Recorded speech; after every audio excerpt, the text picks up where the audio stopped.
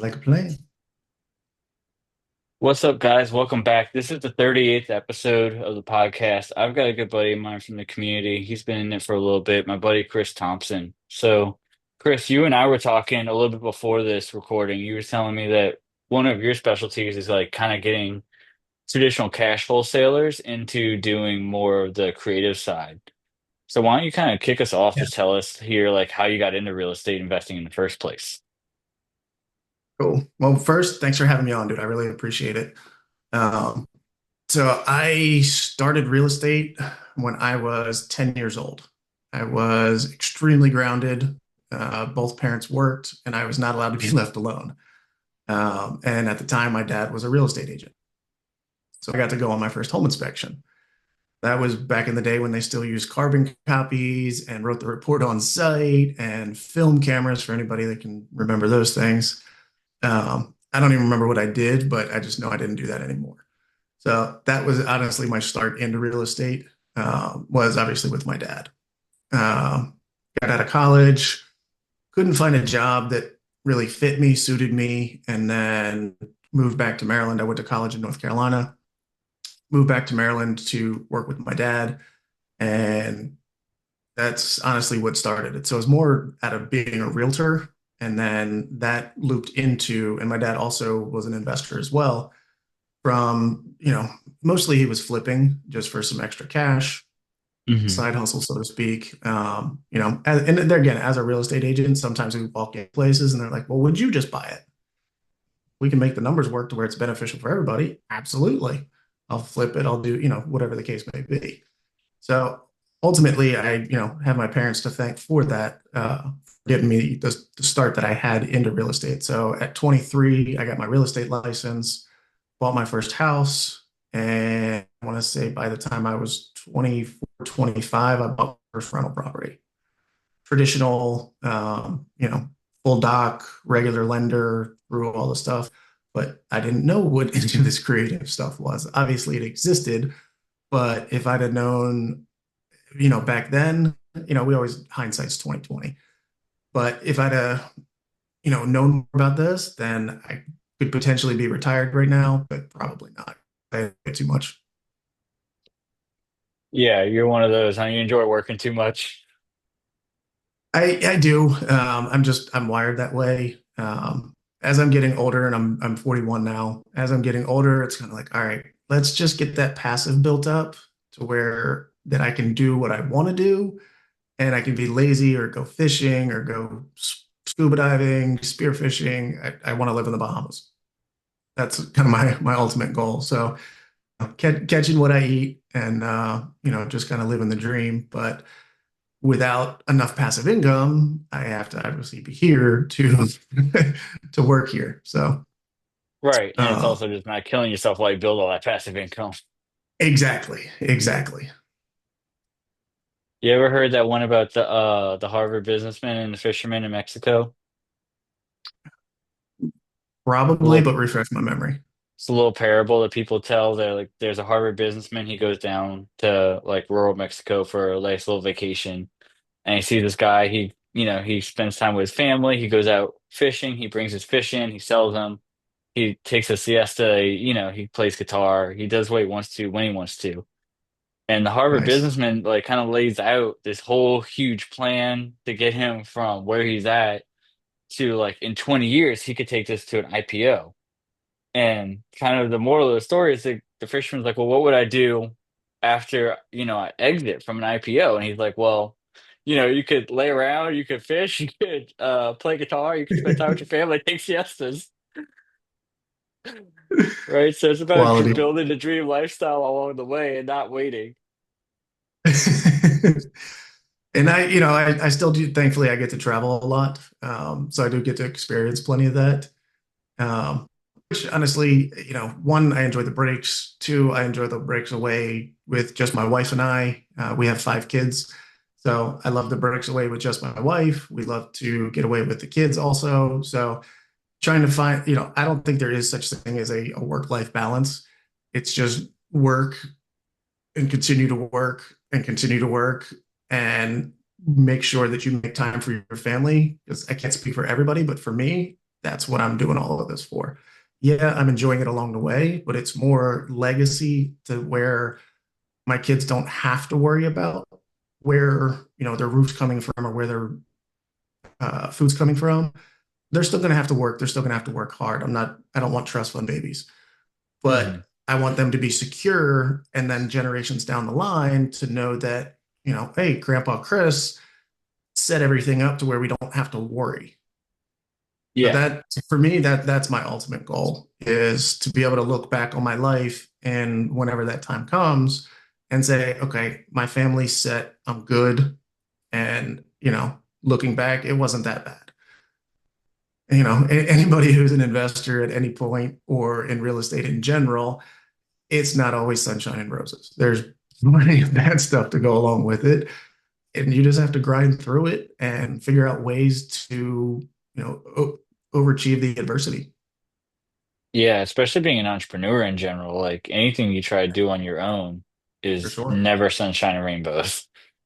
No, no, it is not. No, Rocky Balboa would probably be really proud of that. oh, for sure. Dude, I Yeah. love his quotes. I know. My friend used to always make fun of me because I used to be able to do that impression when he does that little speech outside of the restaurant. Oh, that one still gets me. If I need a little motivation, I'll search it on YouTube and Yeah. just be like, all right, we're good. And it ain't about how hard you get hit. It's how hard how many times you get back up. Yep. I mean, that's the key to success, I think, in anything, as you were pointing out, in any business, in any life, it's going to throw you curveballs, and you just got to be willing to either roll with it or figure out how to overcome it, or a Yeah. combination of the two. I usually tell people you basically have to be too stupid to quit, right? Because like the smart decision would be to go get a job or to go do the other thing that's safer or what have you. But you really just have to have a lot of stick-to-itness. Oh, absolutely. And I mean, so many people think that the W-2 is safe, and generally it is. But if that business goes belly up because that business owner, threw his hands up and was like, I quit, I'm done, I can't do this anymore, then Hmm. that safe W-2 is no longer safe. So, no what aspect you're looking at, nobody's coming to save you. You got to do it on your own. Yeah. And I've seen that tons of times. Like even back in the days when I did have W-2s, it was a super, super secure publicly traded company. Like as far as like the owner leaving, that wasn't going to happen. But you know what did Right. happen? They brought in eh, algorithms to decide scheduling, right? Yep. This is before AI. So they were like, we're going to take out of this retail store, we're going to take two-thirds of the cash registers out and replace them with self-checkout. What do you think happened to all those people and their Yeah, hours? there's a few jobs for sure. And then what do you think happened, like I said, when the computer started generating schedules to keep the labor budgets within check? Right. No, absolutely.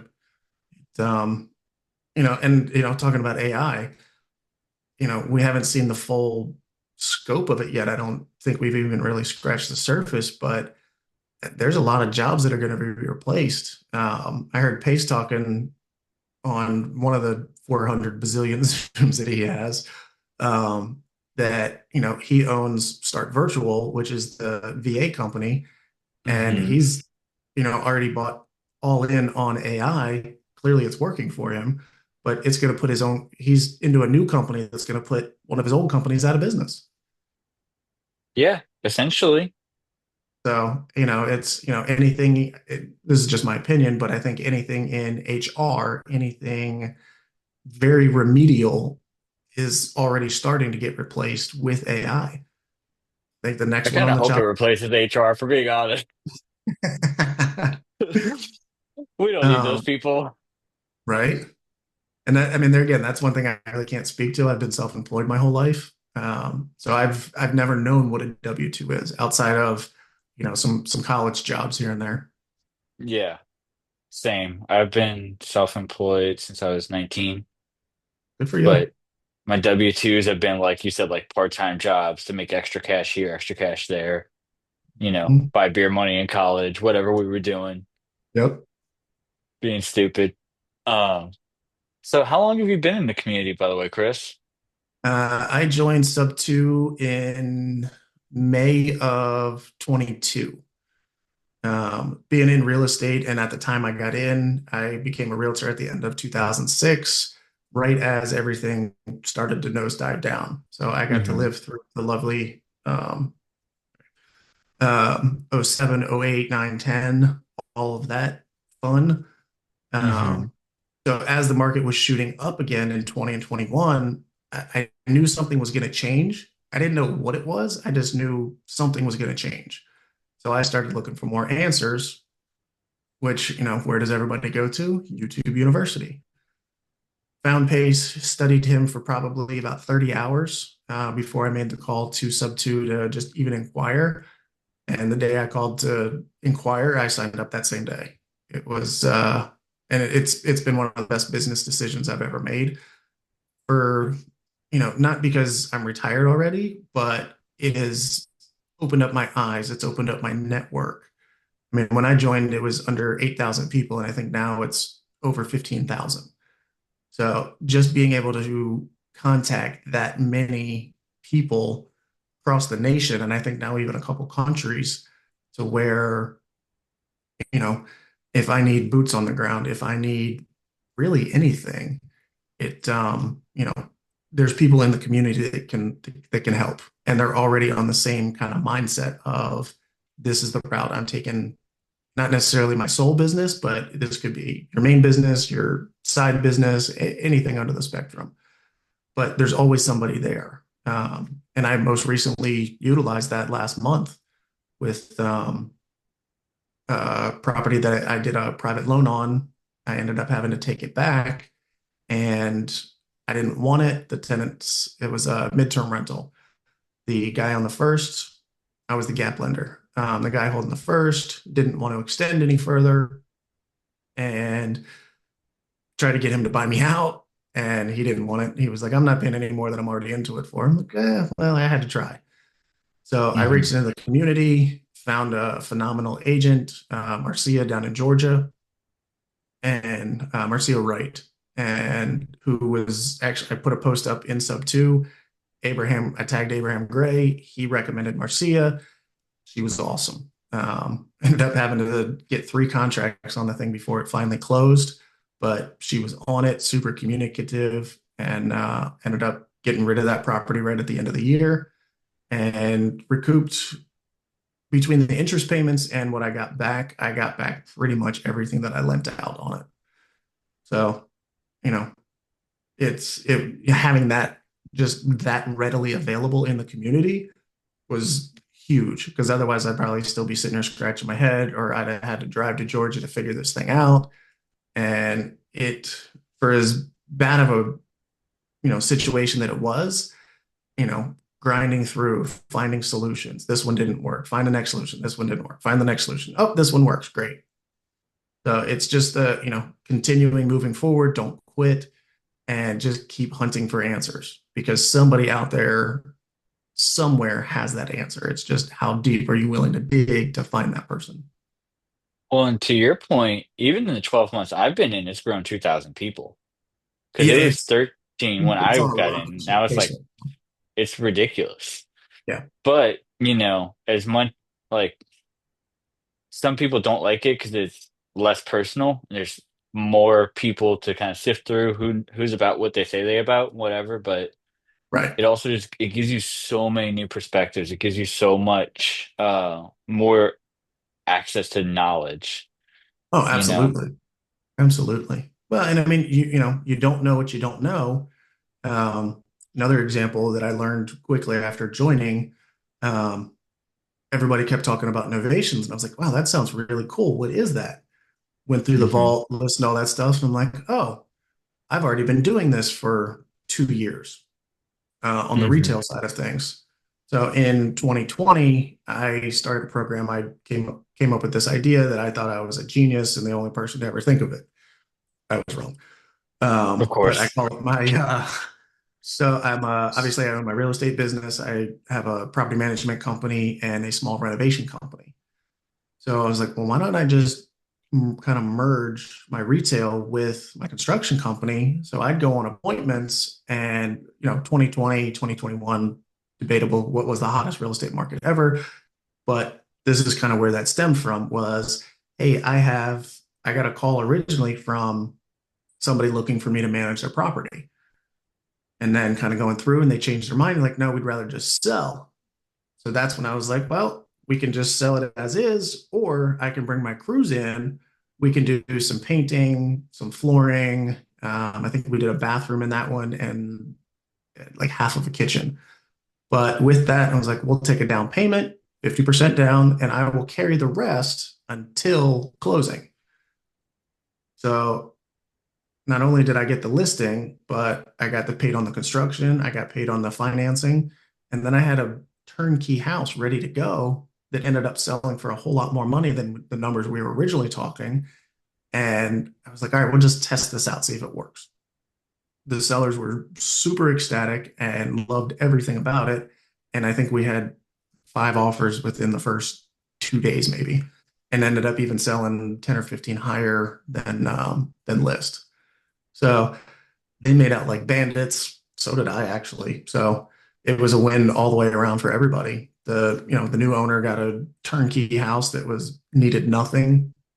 The sellers made a whole heck of a lot more money after they had a bad manager. They had already moved out of state for a job, rented it for a year. Tenants trashed the place, and we came in, cleaned it up for I think like 20 grand. And I think the sellers ended up making from the original numbers, I think they ended up making like another 30 grand on top of what our original as is number was. So Yeah. obviously, obviously they were more excited as well too. Yeah. So explain to people real quick what innovation is for most people. Because like we've done it a couple of times on the podcast and I have a So basic understanding of novation, what it is, but a novation is you're really just partnering with the seller, and that's when I talk to potential sellers, clients, anybody. I just say we're going to partner together. Well, what does that mean? All right, well, we're going to partner together. So everything is going to stay in your name. We're going to have a contract over here, and I'm going to go through, figure out what my construction costs are, what our sale price is going to be, and what my profit's going to be. So just say use 200,000 as the final sale price. They owe 100,000. My numbers come out to 50. All right, so I'm going to partner with that seller. I'll come in, I'll do all of the work, I'll pay for all of the work. They pay to maintain the property, keep the utilities on, so on and so forth. Um, and then we come to an agreement. Hey, I will give you a minimum of 150 grand for, for this property. I'll spend 50 or, I'll spend 25 and I'll make 25, whatever the numbers balance out. But, I can guarantee you 150. Anything over that, we'll split 50-50, 25-75. It all really depends on what you can negotiate it for. And just say we sell it for 200 and there's no extra costs. So we each get an additional $25,000. So it's flipping with the seller is probably one of the easiest ways to explain it. You're mhm. partnering with the seller and then you're going to flip the property with the seller versus buying it from them at a flip price, which is probably 60 to 70% of what it's actually worth. So it benefits you as the investor and the flipper, but it also benefits the seller drastically. So I don't have to take on as many costs as the flipper. The seller doesn't have to take a really lowball price, and everybody wins. What's some of the things you do to safeguard yourself in innovation? Because that seems to be a little bit of a gray area that not everybody understands very well. Right. So the proper way to do it is figure out what my construction costs are going to be, what my profit is going to be, and then I go to title and file a lien against the property. Now the seller has to agree to that, of course, but I file a lien against the property, knowing that once it's done, there's going to be a large spread in there, so I'm protected. So just say they have their first lien for 100,000, I go file a lien for 150. When we sell it, those both get paid off. Or, and then my safeguard is if that seller sees the house and is like, whoa, this is amazing, I'm not selling it, or I'm not selling it with you, or tries to cut the investor out, I'm protected because there's a lien against that property. And then, but I guess that's the only difficult part is that that lien would remain in place until they do decide to sell. Is that right? Yes. So just say complete worst case scenario happens and they ended up, moving back in and they're like, I'm never selling this thing. Well, eventually they will. So, as the investor, does it suck? Absolutely. But make sure you have a good relationship with that seller and make sure everybody's on the same page prior to going into something like that. So, obviously there's all kinds of risks in investing and, do your own due diligence, so on and so forth. But if you don't get, I call it the warm and fuzzies. If you don't get the warm and fuzzies from that seller that they're not going to try to stiff you, then don't do the deal. Hmm. Move on to the next one because it's better to, and I've learned this the hard way more times than I care to admit, but it's better to walk away from a bad deal if you don't feel good about it than it is to take a shot on that. Because if, I got 25 grand tied up in the construction and I'm waiting on 25 grand to profit, well, if I have hard money, I'm still having to pay that hard money rate while I'm not seeing any of the benefits of it. If I'm using my own money on it, now I can't go use my own money on the next project where I would get my profits back. Right. And like you're saying, that 25 in construction could easily be an entry fee for another property. Absolutely. So So we go ahead. we talked a little bit about like you've like I said, you coaching people from the cash wholesaling world into the creative world. Like what are some Mhm. of the more popular strategies that you enjoy showing people? SubTo is obviously my favorite because if you can get everybody on board, it's the best scenario for everybody. The set is the number that they're looking for, and I can get the entry fee that I'm looking for. Now, yes, the seller then has to take delayed payments, but there's so many benefits to them for that. It's just, not the norm, so to speak. So Hmm. a lot of people have their guard up, and most people that can go traditional retail, they're not going to look at doing a sub-2 route because they don't have to. So I look at going sub-2 at kind of the lower 25% and the upper 25%. That middle 50, they'll just go retail, hire their agent, move on and so forth. But that bottom 25% to where they can't afford to, or in, the upper 25%, they look at more of the tax savings where, hey, I can spread those capital gains out because you're only taxed on what you collect per year. I think Pace's Montana ranch is phenomenal. I think he put $1 down Hmm. and, gave the guy all his money. Well, the person that owned that property previously, they didn't need the money right then and there. They wanted to spread those gains out and get the number that they wanted. They're willing to wait because they don't need that cash right away. Most people need that cash right away to go in and buy their next home or make their move or whatever the case may be. One thing that I try to kind of coach through and even on my own deals is, and every seller is going to be different, every seller's situation is going to be different, but what I try to do is push through that to where, okay, yeah, you're not going to have X amount of dollars, so your new mortgage payment's going to be $500 higher. Well, the way we're structuring this first deal on your current home, I'm going to be paying you that $500 a month. So it's still the same number to you. It's just different to where it's coming from. And that kind of answers what I was going to ask you next, which is like who best fits sub two and what are some of the primary benefits that they receive. So was there anything you'd like to kind of add to that outside of the delayed capital gains and maybe getting their price that they're looking for? I mean, the biggest one on the lower 25% would be people that just can't afford it anymore. Whether it's job loss, job relocation, various other things, but just can't afford to go hire that agent because they just bought it in the last couple of years, or they bought it on an arm and now their rate's going to change. That Hmm. I would probably shift to a different strategy because but there again, if that rate was 3% and now it's 4, still an amazing deal. If that rate ticks up to even 6 or 7, if I can make my numbers work, I'm going to do the deal. Ideally, yeah, the lowest interest rate, lowest payment, perfect world. That doesn't come across the table every day. Oh, I want something with $1,000 a month spread. Who doesn't? Uh, you know, Right. um, but they're not readily available out there. And people that have that much equity, you know, you're you're looking more at like a hybrid or a potential Morby method deal to where they're only keeping part of that in there, or Yeah.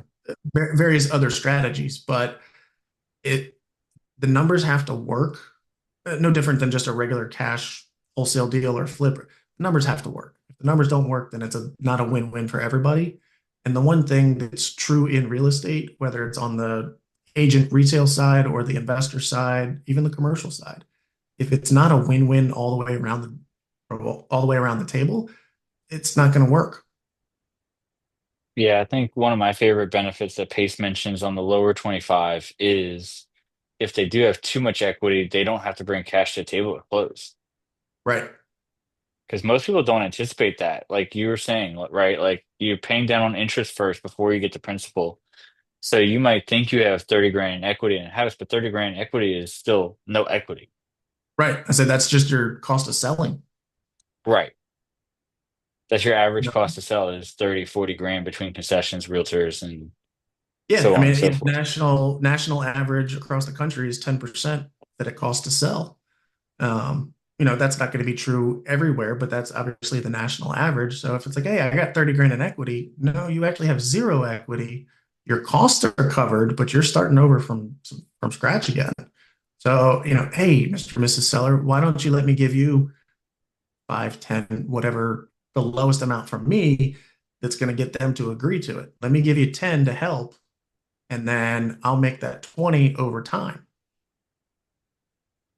Yeah. So, again, it doesn't work out every single time, of course not. But it's having those extra tools in my belt to be able to structure, negotiate, and close deals is huge. What's some of the bigger challenges you see with getting people to agree to sub twos? I would say probably the number one thing in that is, well, there's probably two things. First is education. You have to educate them, and there again, let them do their own research and due diligence as well. But because it's not the norm and not what people are used to, they're skeptical. Well, oh, hey, this sounds too good to be true. And, there's plenty of bad people out there that try to do this stuff, but, you have to build that rapport with that person. They have to trust you. You have to trust them. If that's not there, move on to the next one. Hmm. Um, so it's, finding the right people to do the deal with, but it's trust and then also education. So if you don't know creative enough, JV with somebody who does. I'm obviously a creative finance strategist coach. So come to me. I'm happy to help. And then one of the other things we talked about too is the Morby method. You kind of mentioned it briefly there. It's a little bit more advanced, but I usually ask, for you to explain it for the newer investors so that way they can kind of understand the utility of it. We're not, So by the way, disclaimer, we are not saying if you have not done a deal or if you've not done like 25 transactions to try this because it falls apart so fast. yeah, to put it into perspective, I've negotiated and had verbals on a few of them, but I've never closed one of them. So it's that kind of unicorn out there that if a seller, just say completely paid off house, uh, and they don't want to, um, they don't want to be your bank forever. Or, hey, I'm going to take this money from this house and I'm going to go buy my retirement house, my beach house, whatever they're doing with the money. Well, okay, hey, how much would you leave in the deal? I think typical is probably about 20, 30%. So, hey, all right, you're not going to be my bank on the whole 100% of this, and you wouldn't even take 80% of it. Would you do 30%? Well, how would you make that work? So the way to, and I'm going to try to break this down as simple as possible because it's this big scary thing, but when you understand the nuts and bolts of it, it really is simple. Now, you have to have phenomenal TC to be able to structure all your paperwork properly. Otherwise, you're setting yourself up for failure. So if I have a seller with a house that's completely paid off, I'm going to go to my DSCR lender or regular lender or whomever, the lender, and say, all right, I need a loan for 80% of this $100,000 property. Okay, great. I get the loan in place, and now I go get, I'm either using my own cash or hard money, private money, whatever. Just for this example, say I'm using my own cash. So then I would go put in that 20% to close the first leg of the deal. Now it's closed. I now own the property. My DSCR or my lender is happy because I don't have a second lien against the property. We wait about a week, we go back to title, and then we do the second leg of the transaction where that seller's putting their 20% back in, paying me my 20% back out. If I borrow those funds, they're getting paid back straight from title. So I'm into the deal for $100,000. Seller has everything that they want, and I've used no money. Now I can go in and flip that. I can go in and rent that. I can do whatever I need to do because I have fixed debt already in place. Just say my first payment's going to be $500 and my payment to the seller is $300 on 800 taxes in insurance, 11, 1200, and I can go rent that thing for 15 to 2000. It's a win-win for everybody. So I know that, as long as I'm getting a net $300 to $400 a month, for me, that's a good deal. Some people need higher margins. Some people will look at them for lower margins. There again, it just depends on who that investor is and what fits their buy box best. Yeah, one of the things Caleb mentioned last week is that there are like DSCR lenders that will take a second, but they're the real unicorns. And that's, I think, what Yeah. makes this so tricky is you do need that super advanced TC to basically keep you from committing mortgage fraud. Yes, 100%. Because the last thing you want to do is go to Dale trying to do things the right way. And if you mess up the paperwork, you got a giant target on you now. Hmm. One among many targets, I'm sure, because everyone involved in that's gonna be real pissed. Yeah, for sure. Your seller's gonna be pissed. Your mortgage lender's gonna be pissed. Title's gonna be like, "What the hell is going on?" Right. Um, Oh, now, yes, there are some lenders that'll take a second position lender at the time, but they don't like it. Um, so there's nothing in any of the guidelines that says that you can't go with a second lien on it after that first leg is closed. You think about it like a home equity line. I'm in for this amount and I have this much spread. So my second lender will go in place. First lender doesn't care because it's after closing. And that's right. the key, I think, to most of it is because it's after closing. Once they close and everything, outside of making sure that payment comes in every month, they're really not looking at that paper anymore. Yeah. I think the thing that Caleb mentioned too that I thought would be helpful to mention here is that you don't want to do it just a couple of days after closing because withholding that information from the original first position lien is what could get you in trouble, right? That would have affected their decision on making the loan in the first place or not. Correct. And I'm pretty sure with every loan that you have like a 3-day rescission period. I think it's different from state to state, but I think 3 days is for this conversation. I think 3 days is safe. So I would say wait a minimum of a week, sometimes even two. And it's no different than the insurance on a sub two deal. I I generally wait about 2 months before I change that insurance. Now, I still have my own policy already set in place, and I have the seller as the beneficiary or additionally insured. So that way it's already a smooth transition. So that way I don't have to think about it because it's already set up from the day of closing.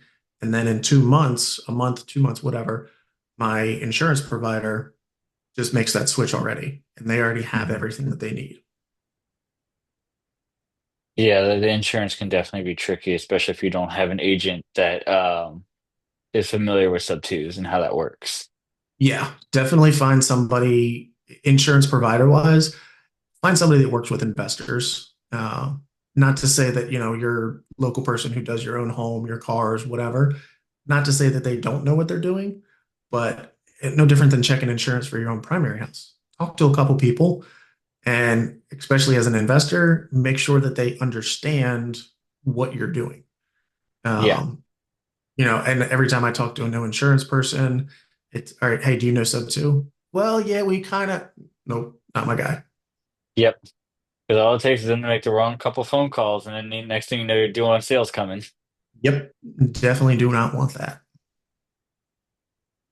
What are some of the other fun creative strategies that you really enjoy? I mean, we know there's a ton. I mean, there's exit strategies for almost everything now, but what's some of your other favorites? Um, Seller finance is kind of my favorite, and it's more between a seller finance and a wrap would probably be my top three. Um, Seller finance for the same reasons as sub two, you can kind of dictate the terms. Sub two, the terms are already kind of laid out, but when a seller finance, as long as you can make it and present it to that seller that, hey, this is going to benefit you more, it's just going to take longer, and we get to spread things out, great. Now, if you can get a sub two or seller finance and then wrap it, now now you're off to the races because you're just the middle bank essentially. So one strategy that I'm currently working on, I just purchased a property cash about 3 months ago, had it rented within 30 days, and talked to a couple lenders, and they're like, "Yeah, we can do a rate term right now because you're at that 3 months, but to do a full cash out, you got to wait 6 months for seasoning." That part stinks. So it's just the Burr method. I think I sit in the same boat as Pace on this one. I do it, but I don't like it. It does work, but it's a pain in the butt. It does work, but it takes longer because of the seasoning period. So now instead of pulling my money out and looking for my next deal right now, now I'm 6 months out. Well, I only have like three left, but um, that capital is tied up. So taking that the next step, when I selected this tenant, Section 8 tenant, not a lifer, it's about a 50-50 split. And as I'm doing the check-in, single mom, two kids, works at the local hospital. Kids were super nice and just overall good. Just kind of people you get a good vibe from. Hmm. Um, Doing the check-in, she's like, "Oh, I can't wait to get my credit, back in order because I want to buy a house." Light bulb. Well, I didn't actually want to own this house. It's a single family in an area where I own multifamily. But the deal was just, it was too good to pass up. It was Hmm. something I tried working for almost 3 months on a sub two, and the seller just wouldn't bite. So I just threw a meatball cash offer at them, and they took it. So I'm like, oh, sweet. I guess I'm buying this one. But anyways, I digress. Can't wait. The tenant was like, "I can't wait to fix my credit." So I looked at her and I was like, "I don't care about your credit. You give me a track record of a year making payments on time, and I'll sell or finance it to you." So I'm gonna refinance it, pull my cash out of it, go buy something else, continue to collect the rents, and then this time next year, I'll sell or finance it to her. So I'll actually get back even more. I'll, essentially profit more off of waiting a year, basically, and I'll sell it for a large chunk higher than I paid And you for bought it. it for. And then at that Yeah, point, now I don't have to worry about any of the maintenance on the property. And that's one of the beauties of being the bank is I don't have to worry about the maintenance. Now, which at is the end of also more or less executing a lease option. Correct. Um, and that's, at least with option, a seller finance on a contract for deed, because that's the only way I'll do a seller finance deed is contract for deed. So I essentially maintain control of it. You know, do I have to worry about the maintenance up front? No, but if I have to take the property back, now that's something I have to factor in. So no different than your regular lenders going to do their due diligence on you getting the loan to make sure you can make the payments and take care of the house. I'm doing the same thing, Hmm. except I'm just a one-off investor versus a big corporation. Yeah, I love that. I love seller finance too in general, just because it gives you so much leeway for the creativity. Like you said, the sub two is kind of laid out, right? If I'm assuming your mortgage and you've got 3.75%, the only real thing that we're kind of negotiating there is the down payment, more or Correct. less, to get the entry fee correct. But if I come to you and you got that same $100,000 house and you own it outright, well, guess what? We can do whatever. I could pay you Well, 200 bucks a month for 50 years. yeah, for eternity. So, Yeah, I could you could ask me for 8%. I have every right to say no, right? right. But maybe that 8% baked into 200 bucks a month. Like it could be as ridiculous or as like out there as you want it to be. It's seller finance to me is basically just a huge empty whiteboard, and you each have markers in your hand. I'm gonna go draw something over here. Seller's gonna draw something over here. And as we kind of chisel it down, like, okay, do you agree to this? Yep, I agree to this. Okay, great.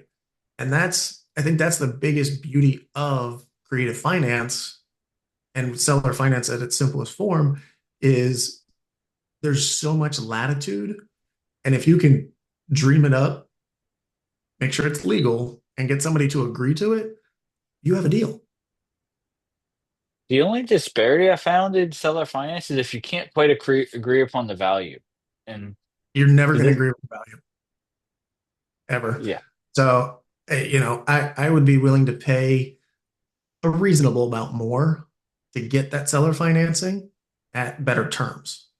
One of the things Pace always says, I'll give you your price if you give me my terms. Okay. right. I think his example of, would you jump out of a plane without a parachute? Most people's reaction is going to be no.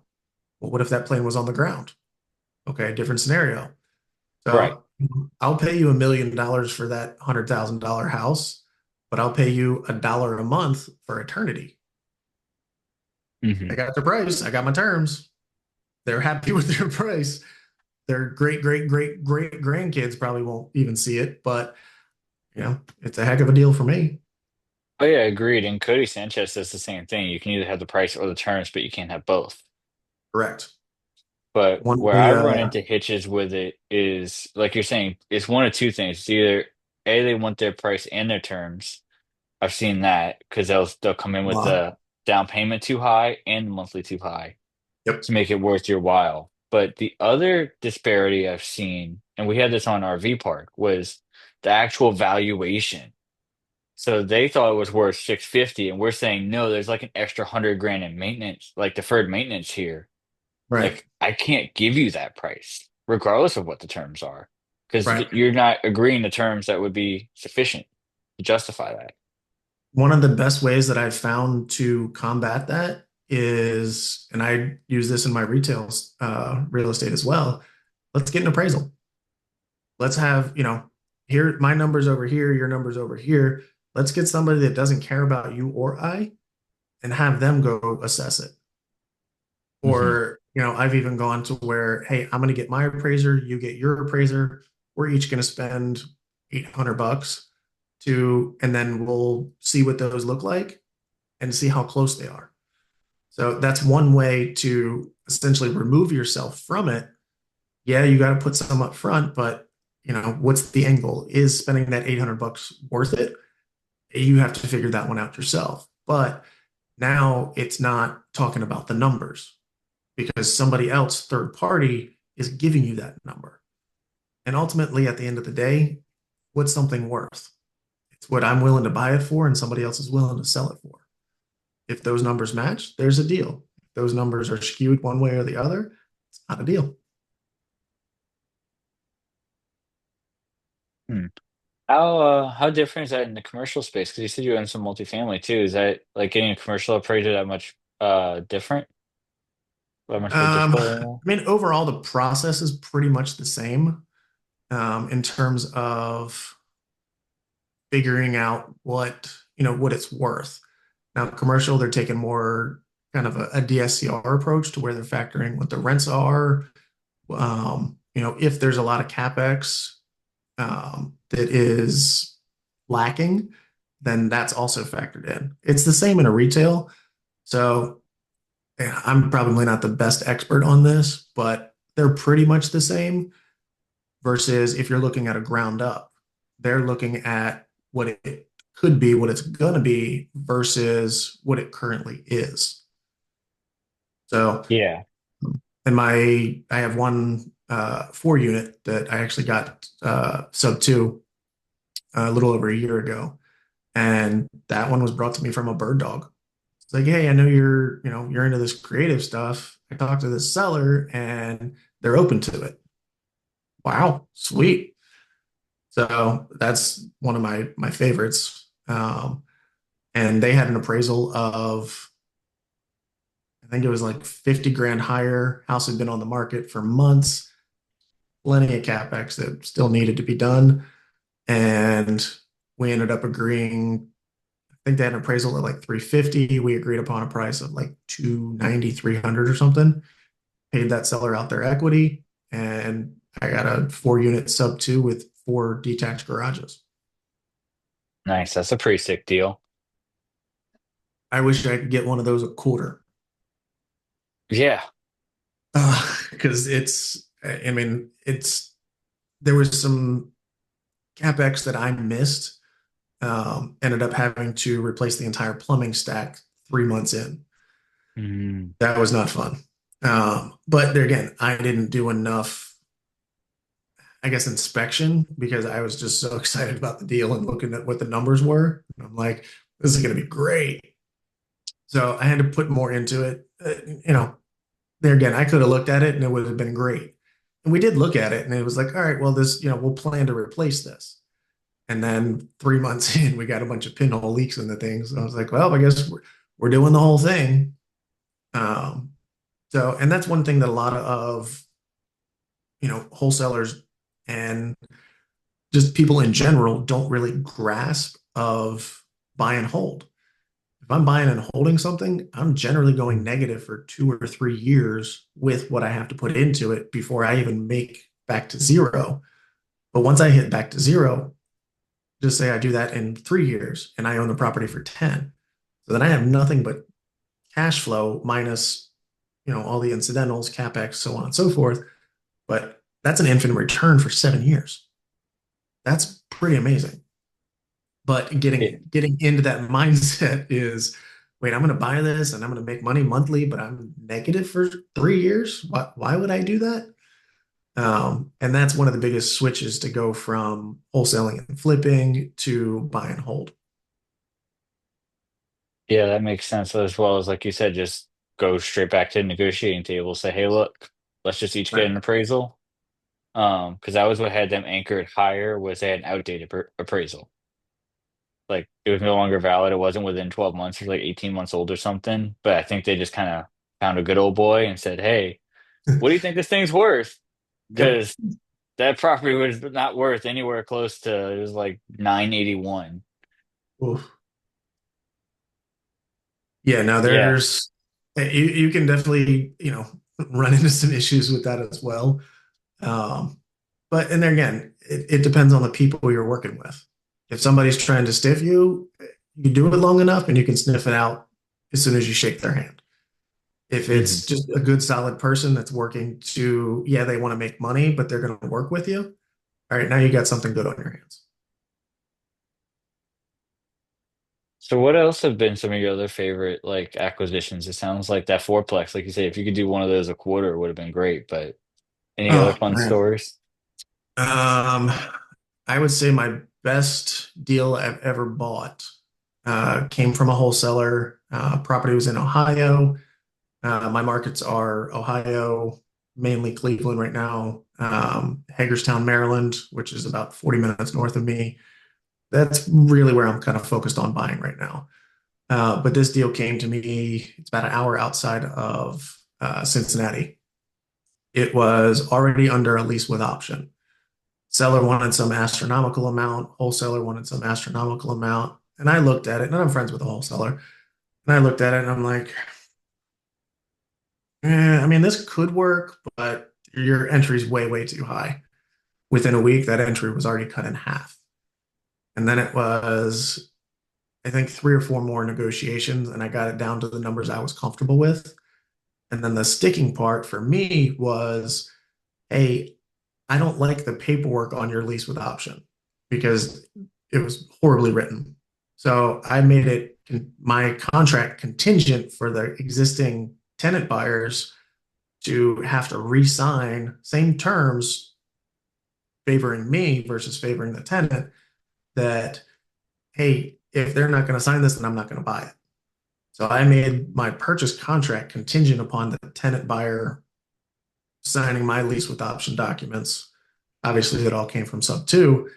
That that's probably the best deal I've ever done. So my total entry was, I think, 20,000 to between the seller, the closing, the wholesaler who brought it to me, and that property brings in $600 a month.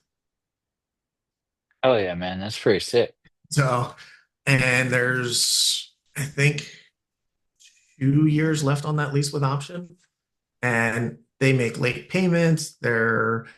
Um, I don't think they're ever going to get qualified for that.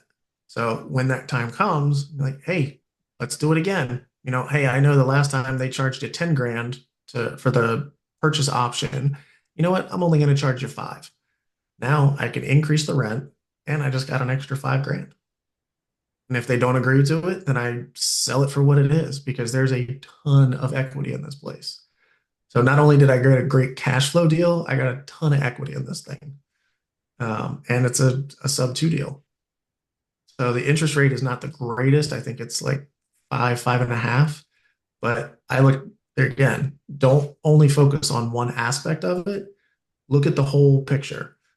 I got a bunch of equity in the 2-ish years that I've owned it. I've made almost all of my cash back that I put into it. I've never even seen this property.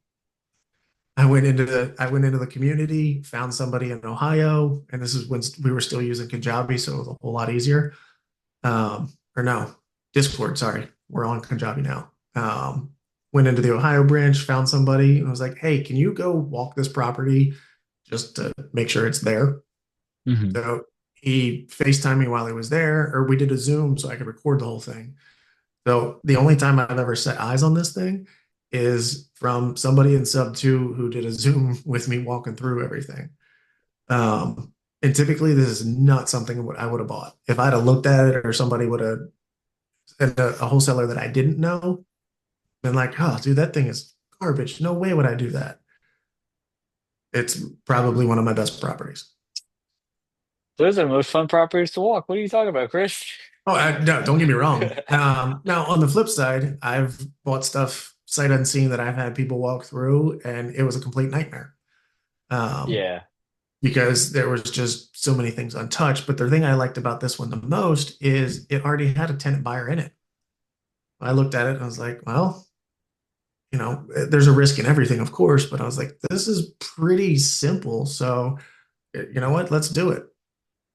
So we did. I did boots Phenomenal. on the ground for an out-of-state investor, and the property was up for a flip potentially, Yeah, but it I should have thought been I was gonna. flipped or burnt down, whatever. I'm not sure. But Well, this one should have been um, burnt to the ground because I thought I was gonna fall through the floor. And I FaceTimed oh, him while I walked it, and I was like, after I was going to our meetups that I host. I host our Sub 2 meetups here locally nice. once a month. And I met up with one of my buddies who's a flipper, and we were talking about it at the meetup. And he's like, I'm showing him all the pictures. We're flipping through it. He's like, bro, he said that thing's maybe worth the land value. He's like, that house has no value to it whatsoever. Right. Like the rehab's more than the ARV on the house. Yeah, I've seen a handful of those. And because I'm an investor in Cleveland, I get a ton of that stuff across my desk. And they're like, ARV is 200. And I'm like, I own one that's 2 blocks over, and the ARV on that, because I just refinanced it, was 89,000. Where are you coming Hmm. up with 200,000? Oh, because of like how many daisy chains are in this line? Five. Whoa. Um, Yeah, so, I mean, that's one of the biggest questions to look at any deal, whether it's cash, creative, anything under the sun. It's one question I always like to ask is like, how many daisies are in this chain? Are you direct to seller? Are you direct to wholesaler? Are you five wholesalers deep? Did you just see this pass across and now you're trying to push it too? There's a ton of that stuff. And you just have to be mindful and again, make connections with wholesalers because I don't buy the list. I don't have all the cold callers. I don't have the AI cold callers. It doesn't fit me. It doesn't fit what I want to do. Am I going to pay a little bit more generally to a wholesaler for a deal like that? Absolutely, I am. But I don't have the stress and overhead of this. So if the of deal being doesn't a wholesaler. Yeah, correct, so if the deal doesn't go through, it really doesn't affect my bottom line because I'm the one looking at buying it. So if that's the case and I don't buy it, then I didn't lose anything outside of my time to look at it. nice. Yeah, dude. And like you said, knowing your market is super, super important because those things come across my desk all the time too. They're like, "Are you buying deals in New Orleans? I got the perfect deal for you." And then you look at it and they're like, "Yeah, ARV is 350. You can make this much. You're gonna make $1,000 a month spread." And you're like, "Okay, cool, great. Show me the fucking deal." And they give me an Right. address. You pull it up. You're like, "Bro, that neighborhood is a shooting gallery. Are you kidding me? Like that's not even a class D. I would give that neighborhood a class F if I could give it one." Oh, yeah. No, I'm not sure if you know Jay Mora. He's a big dispo guy in North Carolina. Yeah, Good yeah. friend of mine. He lives here in Maryland. He put out a like he created a meme or something, and it was basically like your wholesaler starter kit. And I don't remember everything in it, but the one thing that sticks with me from that post was he's like, you got to have a minimum of 6 fire emojis in it. So I always see these headlines and it's like fire deal, super equity. You're gonna retire off of this one. And if there's 3 fires on each side of that, I just delete it and move on because it's so true that it doesn't matter how many emojis you put on this thing. It's still garbage. It needs to be. Are you putting the flames in there because it needs to be burnt down? Okay, that makes sense. But Or if it's not the flame emojis, it'll be the red oh, the gumball sirens. lights, Yes. which is your Yes. signal to fucking run. Yeah. So if I see more than like 2 fire emojis and more than honestly, if I see emojis anymore, I'm just like, no, we're not, never mind. But fire emojis and the red siren. Yeah. If there's a bunch of Nice. that in there, I just delete it and move on. I'm like, we're not going to be a good fit. Sorry. You said that was Jay Moore, right, Chris? Yes. Yeah, David Oh was yeah. asking. Jay Mora. He's not doing a ton of dispo anymore. He's more into the land acquisition space. He does still dispo land, but his target is to get into development ground up stuff. And his market's North Carolina. But if you ever get the chance to work with him, do it. He's a freaking phenomenal human being. Actually, Grayson here does dispo for I think Tim Naski's team. Okay, nice, So I don't know if Grace can help you out or not, but David connect with her. She's just a great human to be connected to anyway. nice. So Like that. But yeah, David, reach out to Jay Mora. He's all over social, but awesome guy. yeah, man. Are you doing anything with NOLB or are you staying out of it? No, I ended up staying out of it. And honestly, I haven't been super active in the community. So all of what year are we in? 25. So all of 24, I spent restructuring all of my businesses. I actually no longer have LLCs. I operate everything through a specific trust. The Mm. trust is a common law, irrevocable, non-grantor, complex, discretionary spendthrift trust. I have to literally process through my head every time I say it. Essentially, it's like a handful of trusts that are all smashed into one. And easy way to think about it is it's a non-grantor. So the way to, the way we used to use the Wyoming or the Delaware LLC to hold our holding properties, just using Hmm. it as the holding company, it's similar structure to that, to where, except I take it one step further. I didn't use my social security to establish the trust. I had somebody else establish it, sign it into life. The next page they signed was resigning, signing me in as trustee and compliance officer. So on paper, I don't own anything anymore, but I control it all. David, you said who's the other person? Jay Mora out of North Carolina is who Chris recommended. And I'm also telling you that Grace, who's in here, does Dispo for Tumanowski's team. So she's a good person to connect with just in general. I don't know if she can help you or not, but like I said, so you can never have too many friends in the community. Heck, no, no, dude, I love Justin. I got to meet him probably a year and a half ago when they were still doing the masterminds. I went to the second to last mastermind, and I got to meet him there. Just a phenomenal dude, and I love watching his success. Yeah, I got to see Pace pull him up on stage at Squad Up Summit last year, and that That's was super awesome. cool to get to see people like him and Michael Mazzacanian and Hmm. um, like the Bash Bros and all those people to just pull him up on stage, be like, I got you to know, meet them there too. They're just solid people, and they have this just sick ability to grind through, figure it out, and make it happen. Um, but yeah, I mean, Bash Bros, they're awesome guys. And a lot of people ask me, because I'm an acquisitions guy, people are like, oh, it must be this, that, or the other for acquisitions. I'm like, dude, I can lock up the most prettiest deal ever that I think, but if I don't have anybody to sell it to, it, it's wasted time and wasted energy. So I actually think the dispo side of thing is harder and honestly more valuable. But acquisition guys, we're a dime a dozen. Everybody wants to be in acquisitions because that's the hero spot. That's the spotlight. I don't care about the spotlight, but it just comes natural to me. And I think relates back to my retail side. I'm predominantly a listing agent. So I'm just the ones marketing this thing for sale, not necessarily trying to find that buyer. I'm marketing and pushing it in front of buyers, but also putting it in front of their agents. So yep. I think that's where it kind of comes from on my end of things, to where that's why acquisitions fits with me most. Well, I think too, to that point, like Dispo is kind of like it reminds me of that old saying. It's like, the best defense is a good offense. Oh, If you 100%. if you can just keep putting points up on the board, if you can just keep dispoing properties, if you have a really, really strong buyers list, you'll never ever have another problem with a deal that you lock up because that contract's not going to fall through. Yeah, exactly. Um, David, what was that question?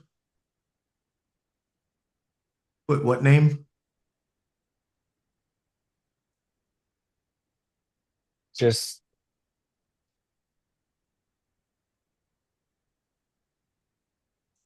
Oh, there we go. But yeah, he's all over social media. Um, Grace is too. She'll be a celebrity one day. I like it. Grace, what markets are you dispoing? I think Tumanowski's had it a little bit of everywhere. So, I mean, I know where he's based, but I don't necessarily know what markets he's in. David, where you say your team has about 30 properties. Where are they located? Oh, you already beat me to it. Wisconsin and in Michigan. Michigan. You start getting in the Cleveland market, we can talk. Honestly, just the Ohio market as well. Um, one of the mostly Ohio. Grace, we definitely need to connect for sure because I am a buyer in Ohio and I am looking for more, certainly more creative deals. I do buy cash, but obviously I prefer creative just because I can buy more of them for the Well, why same. don't you plug it? What are you buying right now? What's your deal box? Um, the basic creative, 10% entry or less. I really don't want major renovations. Um, it doesn't have to be turnkey. I would prefer it like that. One of my biggest reasons for Ohio, one, entry fee, but also cash flow. Coming from Maryland, our dirt's really expensive here, so our properties are really expensive. I can generally go buy two or three in the Cleveland market at the same price I could buy one here, but the cash flow is, double for the same price. I also got into group homes. I currently have a sober living home in Cleveland, and it's tough going. I have a great operator who's on it, and that's one of my biggest things. If it's out of state, I don't want to operate it because one, it's too far. Two, it's going to take too much time. And just in the group home space, I don't want to operate them. I do want to own them for two reasons. One, most importantly, is I want to help more people kind of, get their life together, get back on track, or stay there forever. I don't care. And then also be able to profit a little bit more. So if I'm looking at a regular rental that's going to be 1,500 bucks a month, whether I go retail, Section 8, and if I'm looking at a group home, ideally I want to find an operator that I can rent that to, lease option, or seller finance to. And from there, now I'm going to make a little bit more. Just say, if I lease it to a group home operator for 1,700, all right, now I'm making $200 more a month, and it doesn't change my model at all.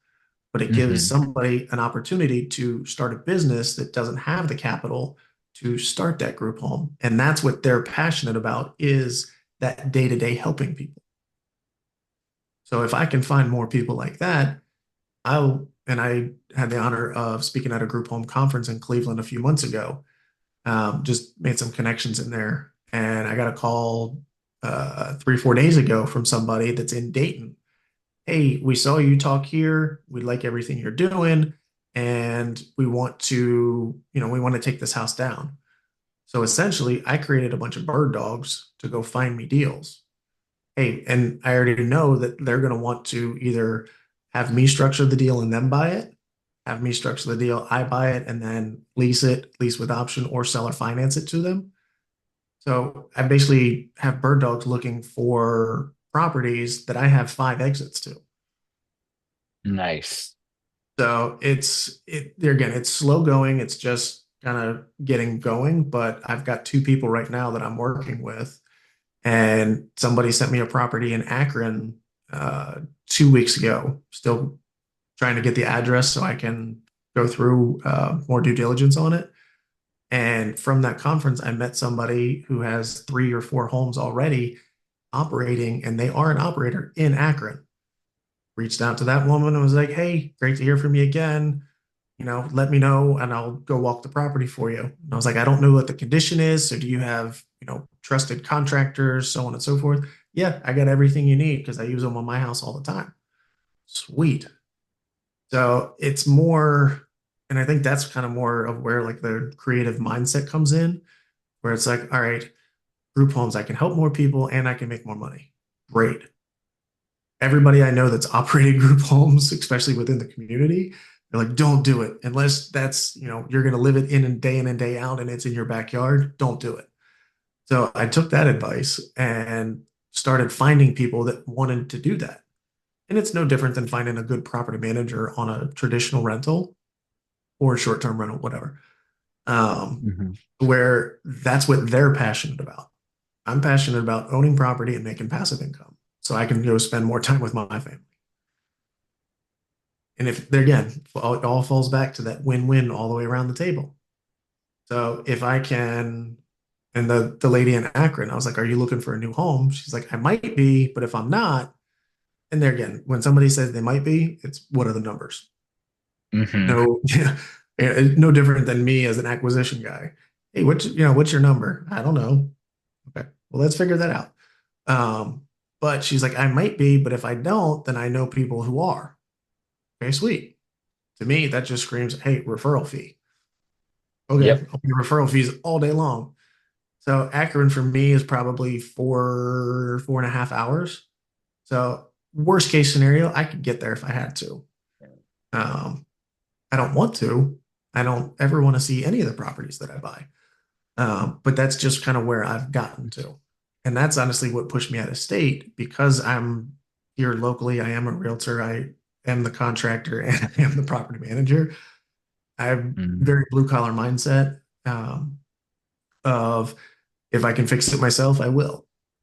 So buying out of state kind of forced me to let go of that. And there's been plenty of bumps along the road, but it's definitely beneficial. Oh, I bet that seems to be a really scary leap that most people need to make, but they struggle. It's from my experience, if I can help somebody avoid something, start, you always hear people say, "Oh, hey, I wish I'd have gone bigger faster." Okay, start with one first. And one of the mistakes I made is I branched out and I tried to be in like every market and do everything from the jump. Horrible idea. Hmm. Pick one or two markets, focus on them, learn them, know them, get established. So if you're looking at buying out of state, personally, if you can get there within, half a day, if worst case scenario happens, then okay, that's probably as far as I would stretch it out. Um, not that I would ever buy anything in California, but I'm not even consider something 3,000 miles away Hmm. because it's going to take me an entire day to get there, an entire day to do whatever I have to, and then an entire day to get back. That's too much time away versus I can run to Akron, I can run to Cleveland in a day there and back if it's something Hmm. that needs immediate attention. But building that team, finding the right people, learning to trust them. And I met this lady through this conference. She was friends with the lady who put the conference on. I'm like, all right, I Mm. trust this lady. This lady trusts this lady. All right, we got a good downline here. We got a good chain. So let's explore it. I don't know if the deal is going to work or not, but it is a potential creative deal. And they came in with some stupid entry fee, and I was like, no, I'm probably closer to this, so I'm not going to waste your time. Oh, we can do that. Okay. I just knocked $12,000 off your entry fee without even blinking. Let's okay, now I'm really interested. Let's see where this goes. That always amazes me, though. We can't really do less than this until you pitch them, and then they're like, "Well, actually, we could do that." Right? Yeah. And one of the best things in negotiations is the ability and the willingness to walk away. Hmm. That deal we were talking about east of Cincinnati, my best deal. I said no to that thing 5 or 6 times and wholeheartedly felt it. I wasn't trying to negotiate anything. I'm just like, no, just we're good. Because I've already put the time into negotiation and this is what you come back with. Yeah. So I ended up making them counter them before I really got involved. I made them counter themselves 4 times before I even said maybe. So I was like, sweet, this will be a good one. So when you can, and Those I are the think that best brings to negotiations. They're not even negotiating with you; they're that's just negotiating with them. that's the key to negotiation. Period. Is you know I relate it to a cat. A cat will sit there and like flick their tail, but as soon as you go to pet them, they'll run away. So you have to be the cat in that situation. I was like, yeah, hey, no, I'm a buyer. Nah, never mind. I don't want your place. Nah, I still don't want it. Nah, I still don't. Okay, maybe. Oh, you got food? What food do we got here? All right, maybe I'm interested. Nah, I still don't like it because of this. You got to change this. Okay, we'll change that. Crap, that worked. And I still do it to this day after 18 years. I still get excited over, the negotiation and locking something up. whether it's for one of my retail sellers, buyers, or one of my investments.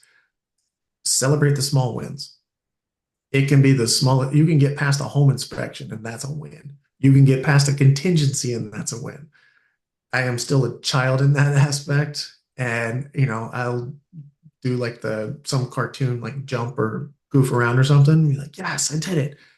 So celebrate the small wins because small wins add up to big wins. And then the more of the small wins you have, eventually you'll get to those big wins. And the big wins are obviously, what it's all about. But all of those small wins along the way are what keep you going. Yep. Especially in negotiation. Like you're saying, those little wins are what eventually do lead you to those bigger wins.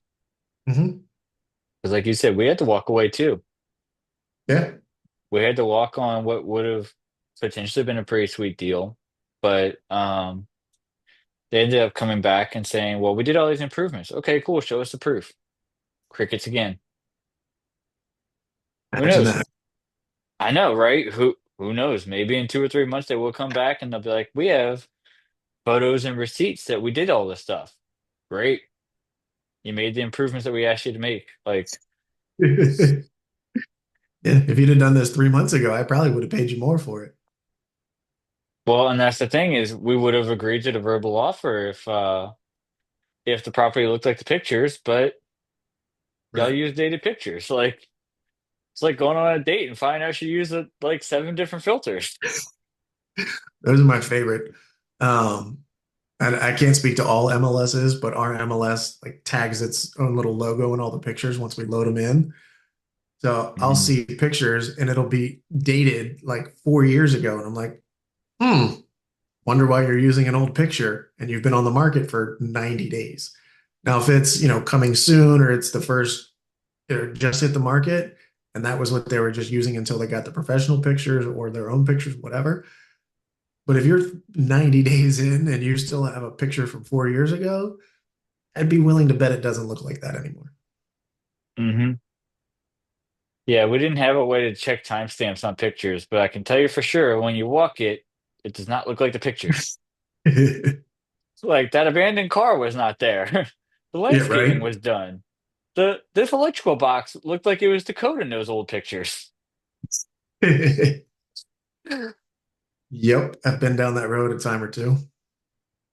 I You think know, one of not that I could tell from the pictures, but I'm pretty sure your plumbing probably worked. Yeah, I took those pictures too. the yeah, oh, your picture shows a toilet here, but I don't even see where a toilet would go now. What happened? Did Well, they not to just mention your listing says a bathhouse, and you have two singles. You have two single bathrooms with a toilet and a shower at each. right, I don't know that that's a bathhouse. right? Well, I don't think that quite. I don't think those definitions are the same. Yeah, it was interesting. Definitely learned a lot from that, but that's where we're looking to go is RV parks probably. I like it. It's on my horizon. I like the multifamily space a little better. But I think honestly, that's just because I haven't educated myself enough on the mobile home parks. Um, but ultimately, if I can own it and have it passive, I want it. I like RV a little bit better than mobile home just because RV is more of an experience and mobile home is more long term. That makes You sense. know, So you're it's getting a like, basically little bit higher returns on something like that. yeah, you can. What's ironic is on paper they look almost identical. Like usually NOIs are relatively similar and whatnot, Right. but in actual execution, it's like comparing Section 8 and like Airbnb. Makes sense. Like Makes it's sense. two vastly different experiences because the RVs, they typically, especially if you have an RV resort, usually you have a little bit more overhead. You have some more amenities, maybe more staff or whatever. But Right. that's to bring in uh bigger crowds of people that have more disposable income. They're driving in these like $200,000 RVs. They're parking for a week, a month, however many months. Right. You know, they're typically not long term, but they can be long term. Stuff like that. Um, so I like that space a lot. The vacancy needs to be lower, and the NOIs are usually pretty good. CapEx isn't quite as bad as it is on multifamily. Nice. David, yeah, I do own multifamily. What do you I know you said you had some fourplexes, but what other kind of multifamilies are you in? Duplexes. The most I've owned was a 6 unit. I had that with partners. It, I think we only held it for like 6 months. It was that there wasn't enough due diligence done on the property, Mm. and we ended up just selling it. Got back everything with a little bit on top, but it honestly it shouldn't have been purchased for what the price we did on it, and that was a seller finance deal. So the largest multi I've owned is a 6 unit, as a one third owner of that. But the 4 unit that I currently have, I own solely. So I'm down. I had up to 32 doors with different partnerships, but since my restructuring, I no longer have partners in ownership. I'll JV with anybody, but ownership wise, I'm solo on that. So I'm down to 20 doors myself right now. What kind of caused you to consider the restructure? I think just with the trust structure the way it is and all, I studied this thing for, year and a half, 2 years. And it's, I think, total asset protection because essentially on paper, I'm a ghost. And the tax benefits that, were presented just looked way too good to be true. Did my homework on them and I'm like, okay, well, no, this this works. So I have not gone through a tax cycle with it yet. So I haven't really reaped any of the benefits, so to speak. But I'm getting ready to. I just finished my 23s. I had a horrible accountant previously. I had a good one in between, and now I have my solid person. They just finished my 23s, getting ready to start tackling the 24. Yeah, so it was Um, the move to the new structure, it sounds like kind of forced you to reconsider everything, like the business plan, like the partnerships, like it what did, you actually do buy and hold and execute on. correct. So it's, and I've had some amazing partners and I've had some not so amazing partners. And, it's not that I don't like working with people because there again, I'll JV with anybody, but ownership wise, I think I'm too much of a control freak to where I would, what I say goes, and then I have my downlines execute it. Now, not to say that they can't have opinions or anything like that, but I like to be in control of it, at least for now. There again, that may change because there again, when I jumped into it, hey, let's partner with everybody. And now Mhm. I really don't want to partner with ownership on this in, 2 more years, 5 more years, 10 more years. That may change. I don't really know, but more than likely it'll probably just be solo. Or as my kids get older, they range from 6 to 20. So as my kids get older, more than likely they're going to be kind of my downline people. So I can Mhm. one teach them and educate them of all of my learning lessons, good and bad from the prior years, to where, okay, hey, if this happens, do this. If this doesn't happen, do that. If this happens, call me. um, but kind of bringing the family along the way to, be able to pass on the family business the same way that, my parents did with me. And it wasn't a pass on. They made me buy it.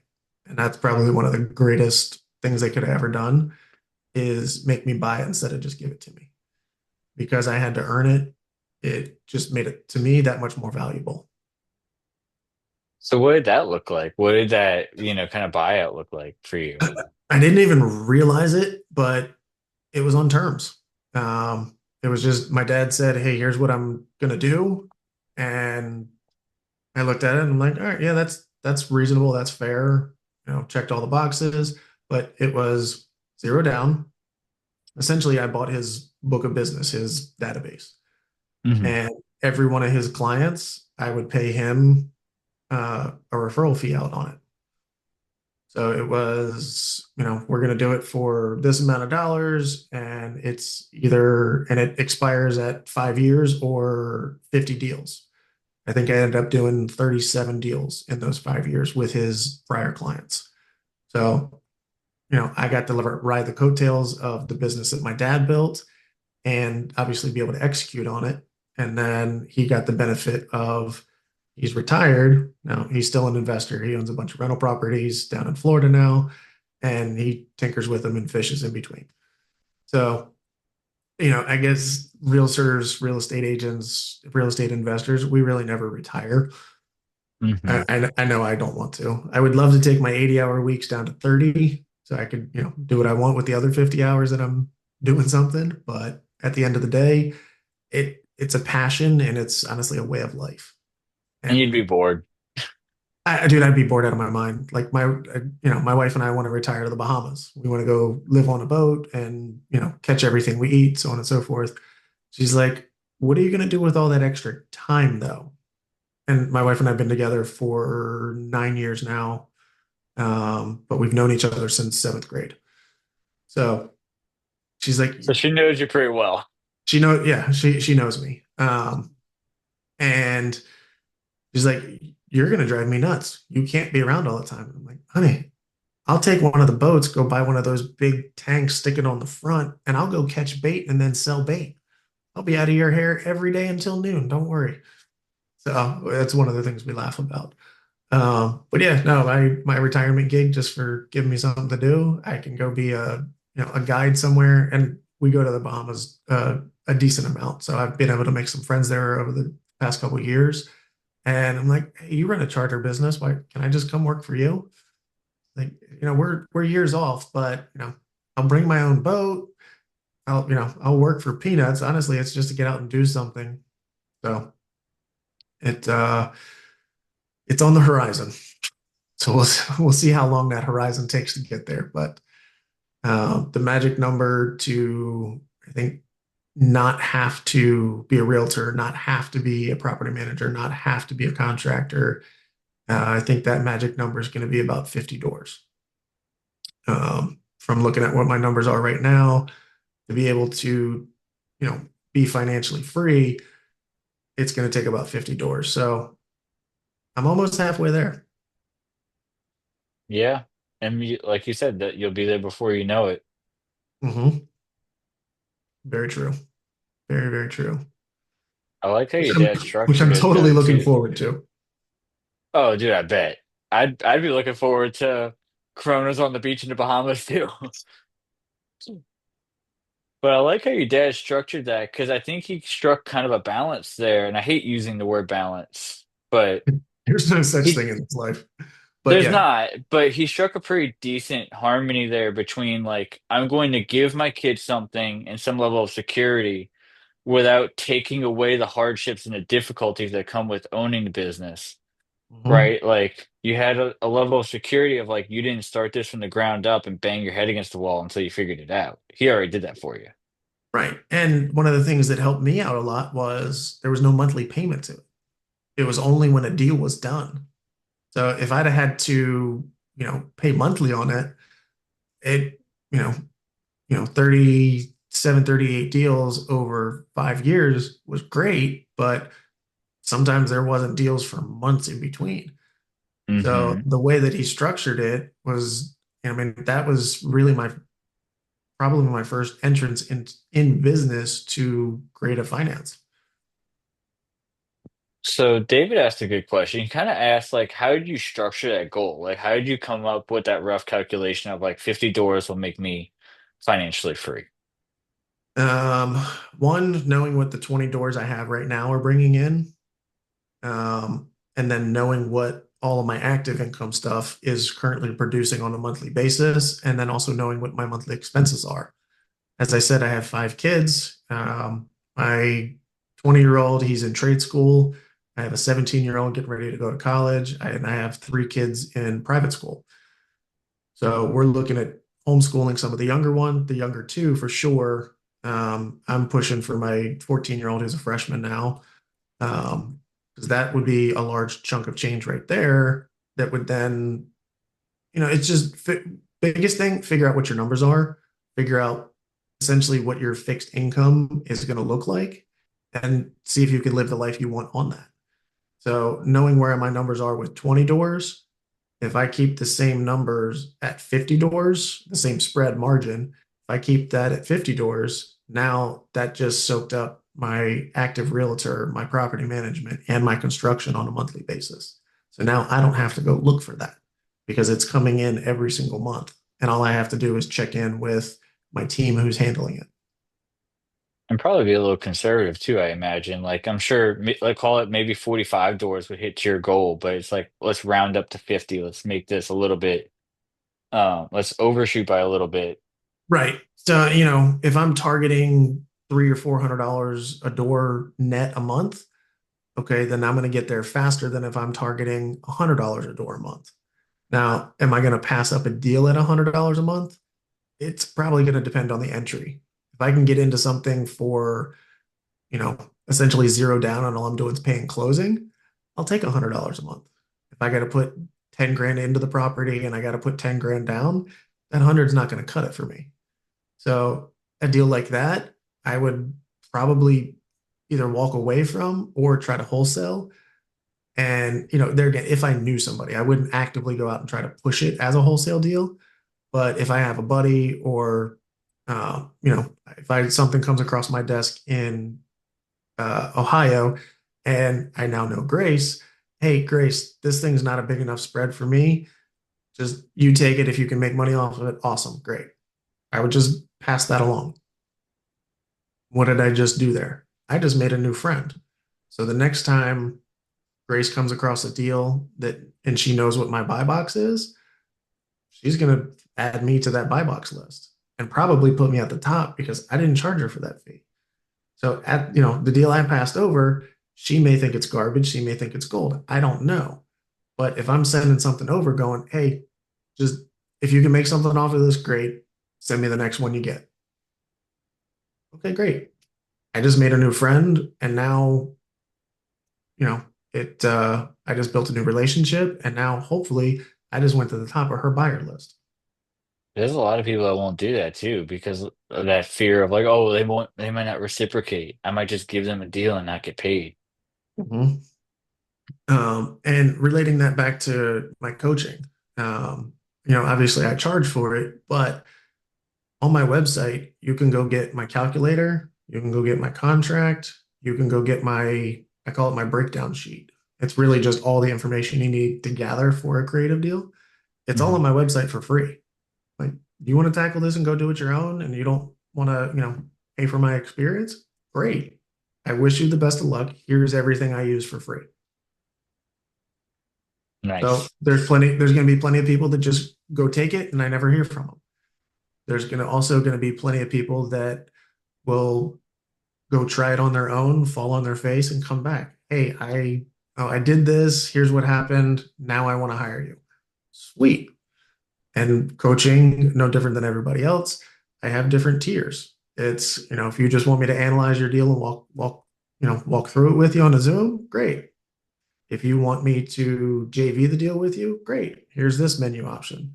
If you want me to do that and bring the TC, because I work with some great ones, here's this package. If you want me for, a one-on-one coaching session for a year, great. Here's this package. So it's giving people the option to choose. I'm not pushing anything on anybody. If you don't want to hire me, great, don't hire me. But if you want to take that next step, because here's everything I've done in my business, good, bad, and indifferent, that you're paying for this much of what I've paid for this much.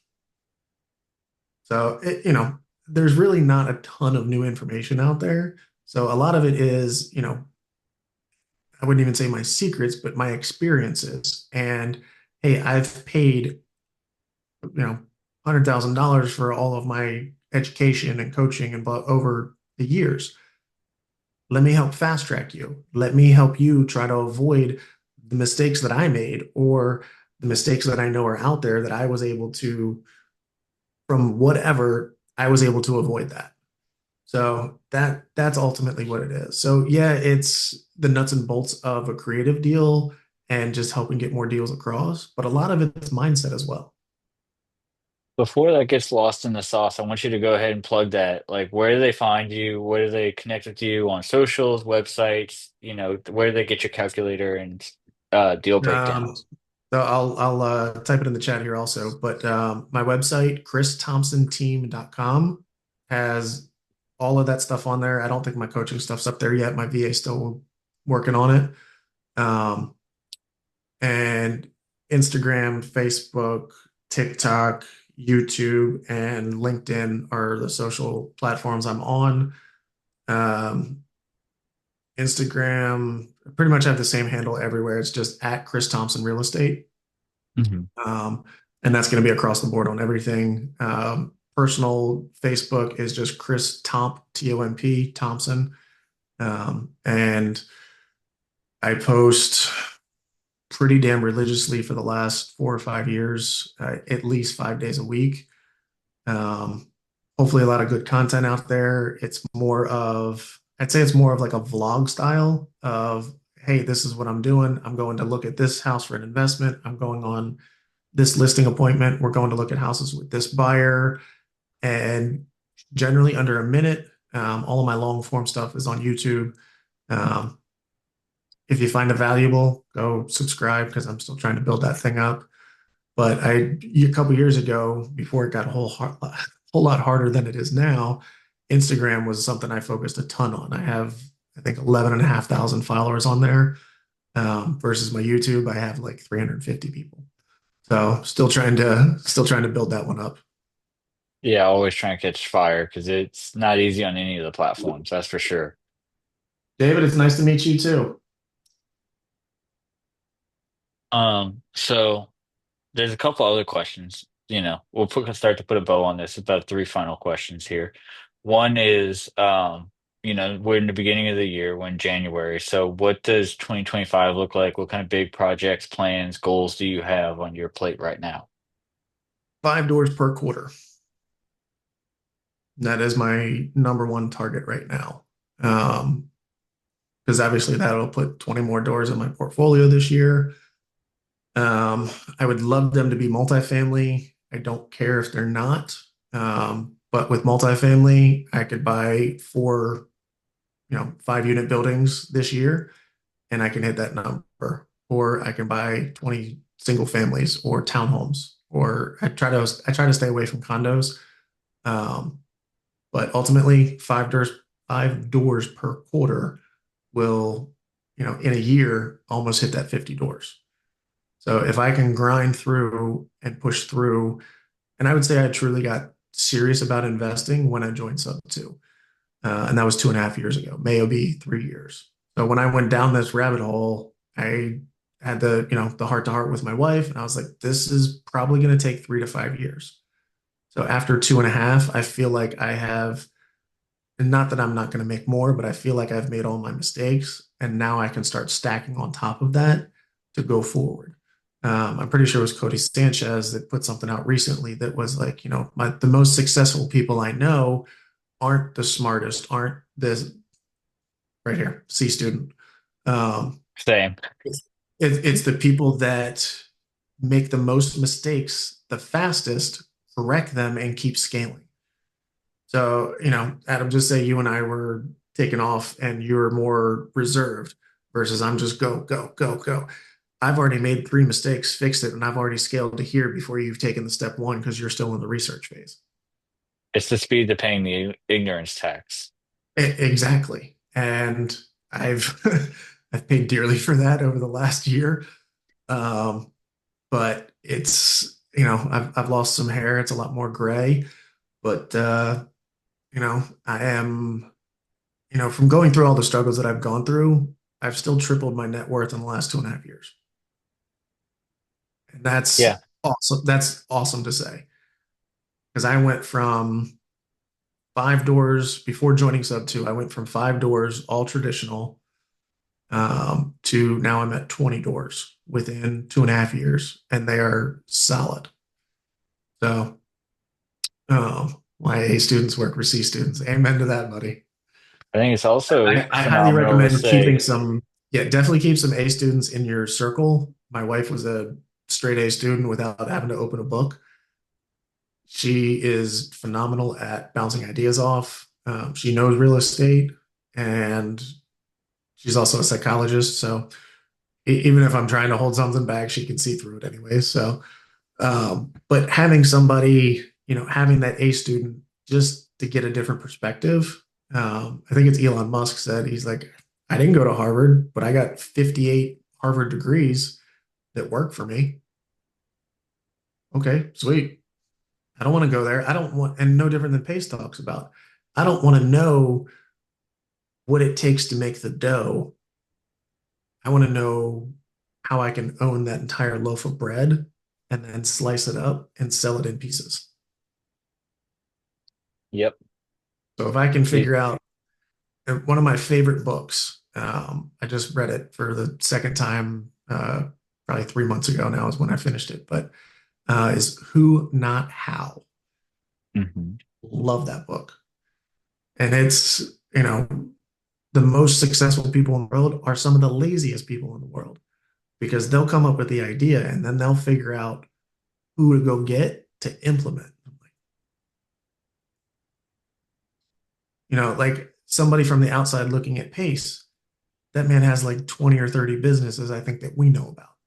He's probably got even more and he's always got something else in the works.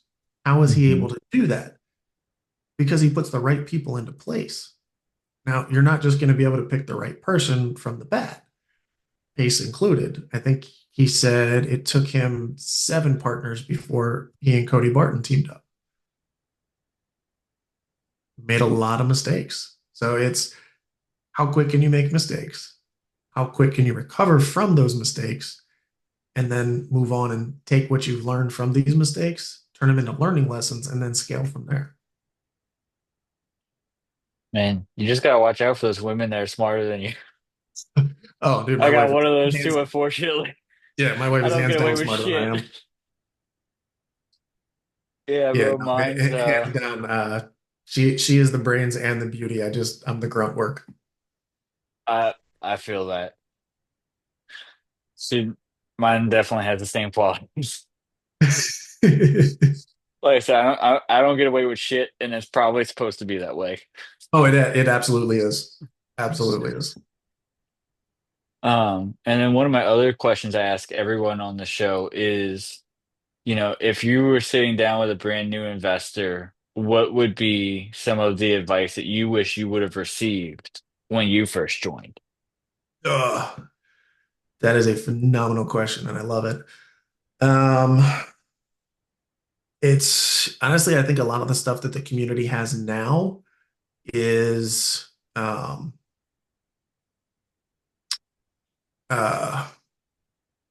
I think fixing a lot of stuff that wasn't there when I jumped in. My biggest mistake was private lending. I couldn't find deals, but I had, a lot of cash sitting on the sideline. So I got into private lending. I suck at private lending. Um, and, it was hey, I thought I was doing everything correct. I thought this, I thought that. I did all the homework. I went through the Zoom vault. I studied, blah, blah. Where I think my biggest downfall is I didn't have somebody else analyze that. Um, One of my good friends in SubTo is Melissa Palmer, Mm, phenomenal human being. And the course she created, her and I actually became friends because her and I both got swindled by the same people for quite a substantial amount. Um, she's still chasing the money. I ended up taking the properties, and they're just part of my portfolio now. Um, you know, take the good with the bad.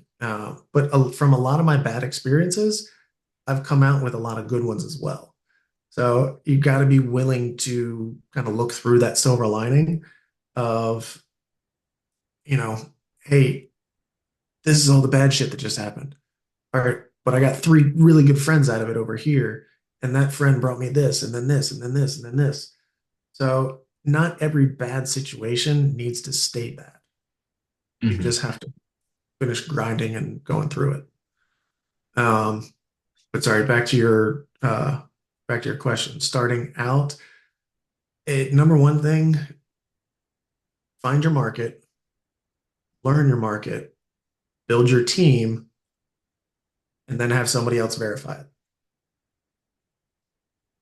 And not somebody that, you know, don't go call your parents or your brother or your sister that have no idea and no desire about investing, anything like that, or real estate in general, whatever.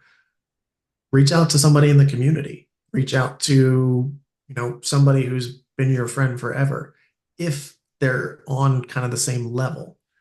One of the quotes that I love to hear, never take advice from somebody less successful than you. Makes all the sense in the world. So I wouldn't go to, you know, somebody who doesn't know anything about real estate to get them to verify what I'm thinking about this real estate deal. Get somebody that's either at or above your level to review it for you and, either rein you back in or cheer you on because you just figured it out. David, yeah, that is the book. Great book. Yeah. Well, I think both are actually really critical points to make to new investors, right? It's like you said, speed up, pay down the ignorance tax, Hmm. grind through it, but also to build your team and to do the necessary activities and execution, and then, but trust but verify. Absolutely.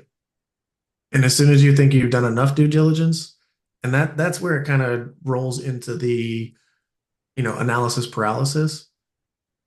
Don't get stuck in it.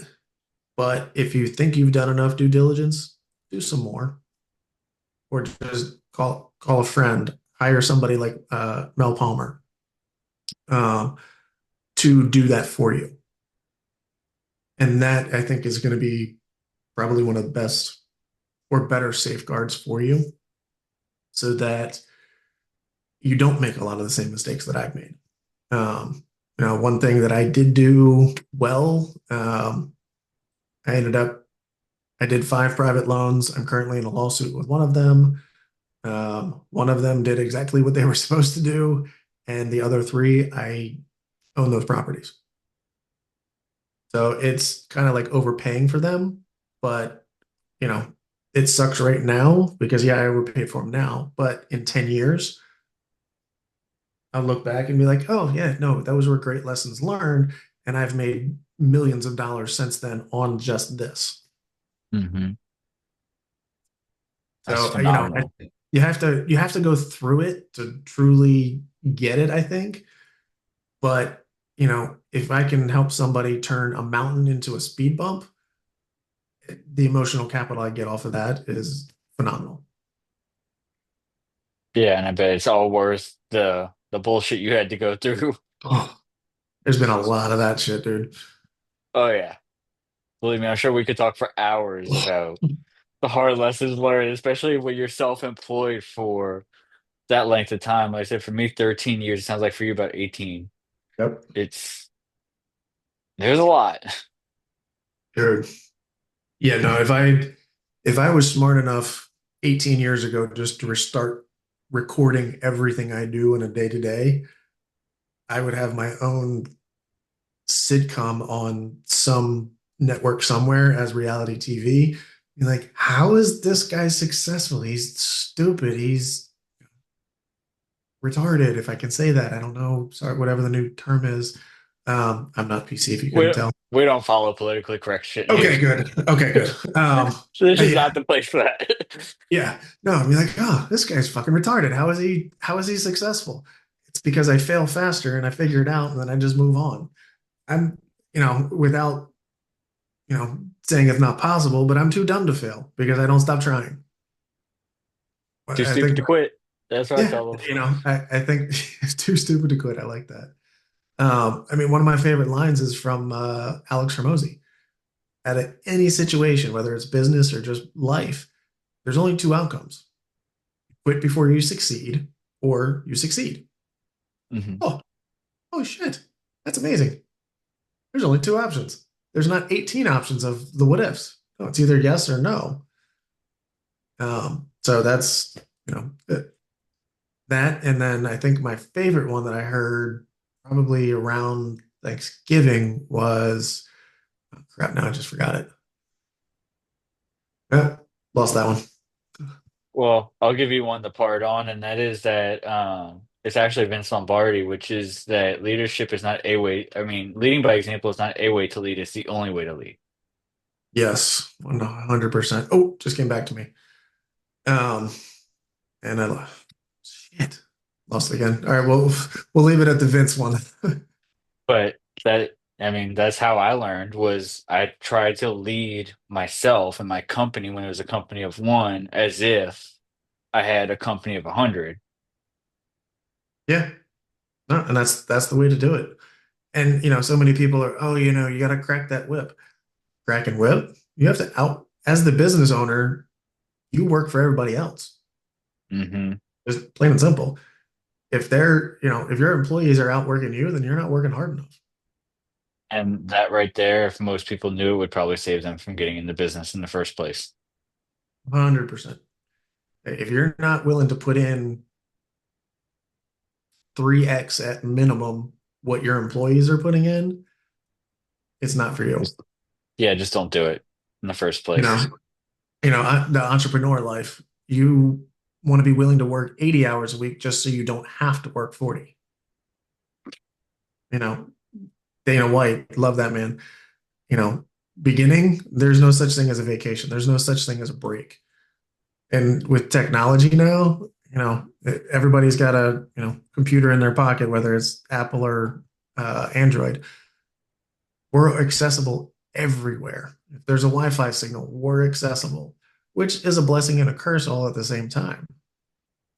That's one of the reasons why I'm able to travel, the fair amount that I do, because I stay connected. So, my days off are days like today, where, I'm on here for a couple hours with you guys. Um, I'm in negotiations on a contract that I've been going back and forth on 3 days. So, I've worked 4 hours today. That's a day off in my eyes. Yeah, that's pretty good. Um, Before I do the outro, David said, so curious what your lightning bolt was going to be. My lightning bolt. What's my lightning bolt? I don't know. I thought that would have been a Who Not How reference, maybe. Uh, Damn it. Now I got to go back and read that one again. Thanks, David. Um, The uh, idea you had, but lost twice. oh, there we go.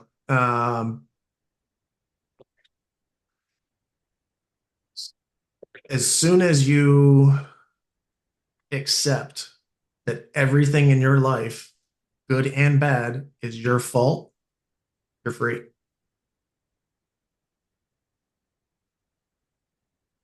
That one Beautiful. that got me right here. And as soon as I had to listen to it a couple of times just to let it sink in. And of course, it was on social somewhere. But and I wish I could remember who said it because kudos to them. But as soon as you accept that everything in your life is your fault, you are free. I literally felt a weight lift off of my shoulders once that concept finally got in. I'm like, huh, that's pretty freaking amazing because as much as I want to go do this, oh, well, you screwed me over. Nope, my fault. Everything right here. This guy, two thumbs back here. I'm never doing this. I'm always doing this. Something happens with one of my kids. My fault. I should have done blah, blah, blah differently. Something happens with a deal. Nope, right here. My fault. I should have done blah, blah, blah differently. I think Grant says it. I think Hermosi says it too. It's a pretty common concept, David, but Probably. But yeah, no, I mean, it's one of the most weightlifting things because I had, you know, crunch time and trying to get everything done by the end of last year. And one of the big things is getting rid of my LLCs. I was avoiding the BOI stuff. That was just happenstance with the trust because I don't, with the trust I have, it's common law, so it's not registered to any state. So I don't have to comply with the BOI because I don't have LLCs anymore. Now, right now, I think it's, you don't have to, but it's flip-flopped so many times, but I don't have to worry about it anymore. Now, Yeah, if something changes with the trust laws and blah, blah, blah, is that something I'm going to have to be weary of? Absolutely. But it's no different than what was happening with the LLCs. Everything was great and the way we did it was great. And now it may or may not be still the same. We don't know. right. But there again, that's what fit me. That's what fit my model. And all the BOI stuff just came in kind of secondhand, I guess. Where I was like, oh, not having to play that game. Good idea. So Not I having guess to play that was like a happy accident. the FinSec or the BOI game is probably a good idea. Mhm. Yeah. So it's, and that, I mean, the thing I like about it, or there's obviously many things I like about it, but um, it's common law. So it predates government. So it's not a legislative trust. In my unhumble opinion, if the government creates it, they're setting themselves up to win. Hmm. My trust predates, so I don't have to follow a lot of that stuff, which is why it had so many benefits for me. Exactly. Well, guys, y'all are probably going to have to go back and watch this one twice. Chris had a ton of nuggets here. Um, and we'll definitely have to have him back on for a follow-up at some point. But y'all know how we do. We do these every single Sunday live on Zoom, so you can come join us and ask questions. If we brought you value, if we made you think, if we made you laugh, if we made you smile, if you just had a good time, just come back and bring a friend, and we will see everybody next time.